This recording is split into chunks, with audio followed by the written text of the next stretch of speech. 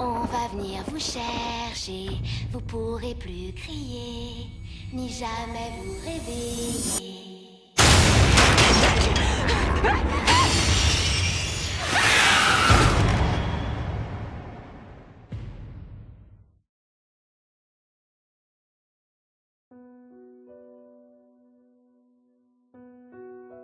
Le voleur d'innocence.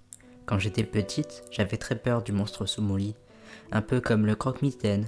Oui, mais ce n'était pas totalement la même chose. Mes parents l'appelaient le voleur d'innocence. J'en avais extrêmement peur.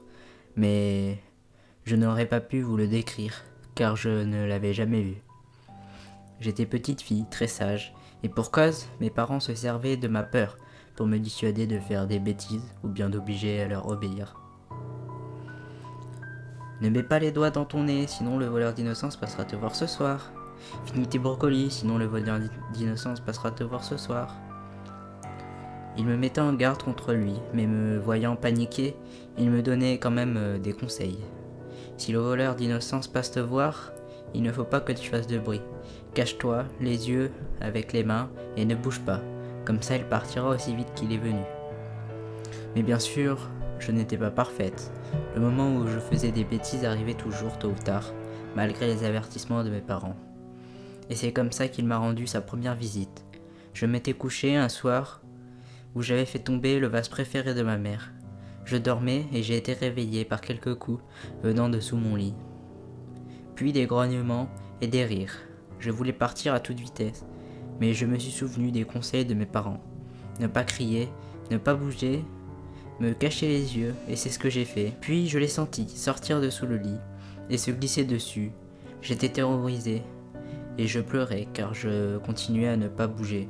J'ai senti sa langue parcourir mon corps.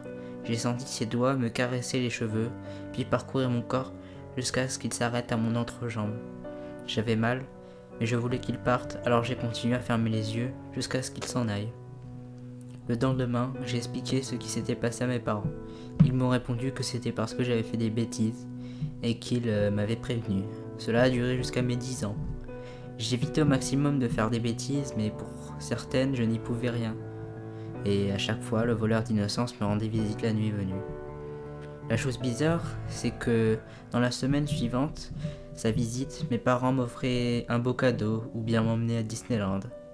Ce qui rendait en quelque sorte les passages du voleur moins insupportables. Mais comme je l'ai dit, je n'ai plus de visite de ce monstre après mes 10 ans, malgré mes nombreuses bêtises. J'en étais enfin débarrassé, mais pas ma petite sœur, à qui mes parents donnaient les mêmes avertissements qu'ils m'avaient donnés à ce propos de ce voleur d'innocence. Après avoir eu 16 ans, ayant un peu appris de la vie, j'ai commencé à me douter que cette histoire n'était que du pipeau et que je subissais des attouchements, sûrement de la part de mon père, comme vous en doutez aussi le début de mon histoire. Pour ne pas voir ma sœur subir la même chose, j'ai décidé de tendre un piège à mon père et de tout filmer pour ensuite aller voir la police. Ce jour-là, j'avais demandé à ma sœur de faire exprès de renverser un verre d'eau sur la console de mon père, ce qui lui a valu une fessée mémorable. Mais le soir venu, je m'étais installé dans le placard de la chambre de ma petite sœur avec ma caméra. Comme prévu, quelqu'un est entré quelque temps après et s'est glissé sous son lit.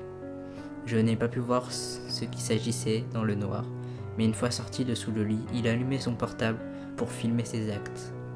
Ma sœur avait même position que moi, les mains devant ses yeux, ne voyant rien, mais moi je l'ai reconnu. Ce n'était pas mon père, c'était Ed, notre voisin. Il était sur le lit et lui faisait des attouchements. Je pouvais sortir à tout moment et mettre fin à ses actes, mais ils auraient sûrement détruit ma caméra et les preuves avec. J'ai beaucoup pleuré, silencieusement, mais j'ai tenu bon, et peu de temps après, il est enfin sorti de la chambre, et ma sœur s'est endormie. J'avais enfin les preuves pour faire cesser ces atrocités. J'étais quand même rassuré que le monstre n'était en fait pas mon père, mais le voisin. Après tout cela, on allait pouvoir continuer notre vie de famille, sans cette abomination qui pesait sur nos vies. Mais ma joie est vite retombée quand je suis passé dans le salon pour me rendre dans ma chambre. Mes parents étaient en compagnie de notre voisin, cet ignoble pédophile. J'ai pensé qu'ils avaient prétexté aller aux toilettes pour aller voir ma sœur, mais c'était tout autre. Ils avaient des billets dans la main et les a tendus à mes parents en disant « Bon, 300 € comme d'hab, hein. Appelez-moi pour la prochaine fois. »